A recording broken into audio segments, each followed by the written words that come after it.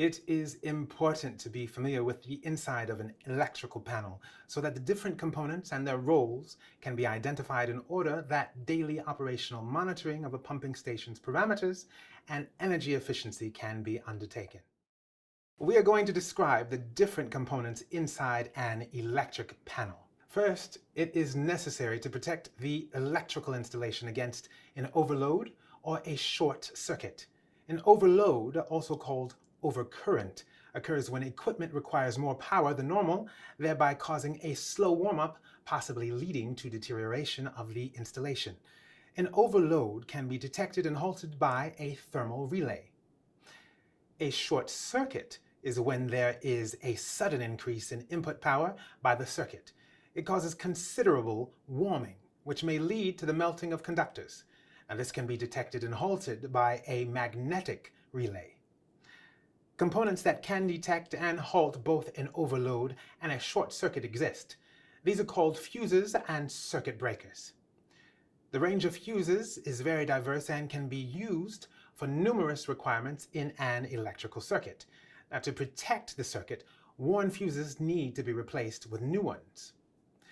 It is possible to add a disconnector, also called disconnect switch or isolation switch, to fuses so that these can also have a disconnection function. The disconnector shuts down the circuit so that, for example, maintenance operations can be carried out downstream to the disconnected point. Circuit breakers are a combination of thermal and magnetic protection systems, as previously mentioned. Unlike fuses, circuit breakers can be reset following an overload or short circuit event. In addition, it has other functions such as the disconnection of systems and the protection of people against indirect contact. Indirect contact is the accidental contact of a person with equipment that is live following an internal defect. For the circuit breaker to protect against indirect contact, a differential system needs to be added. These circuit breakers are called differential circuit breakers. Inside the electric panel, there is a component that controls the motor. This is called the contactor.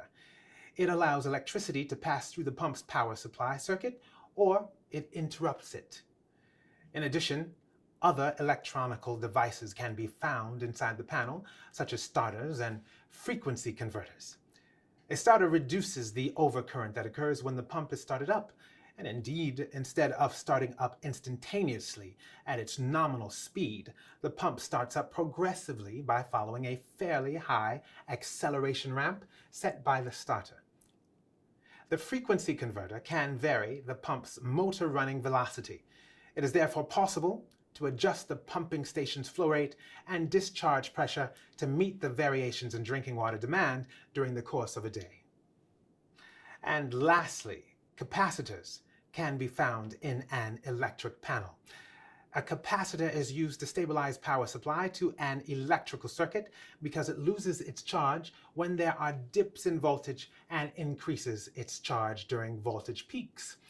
In addition, capacitors can be used to supply the current required to start up a motor.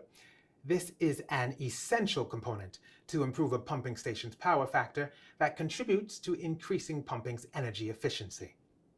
What you need to remember: in the inside of an electric panel, thermal and/or magnetic relays, fuses, and circuit breakers can be found. These protect against short circuits, overcurrents, and indirect contact. There are also contactors that play a role in controlling the pump's motor. And lastly, capacitors, starters, and frequency converters optimize motor startup and operation, as well the energy efficiency of a pumping station.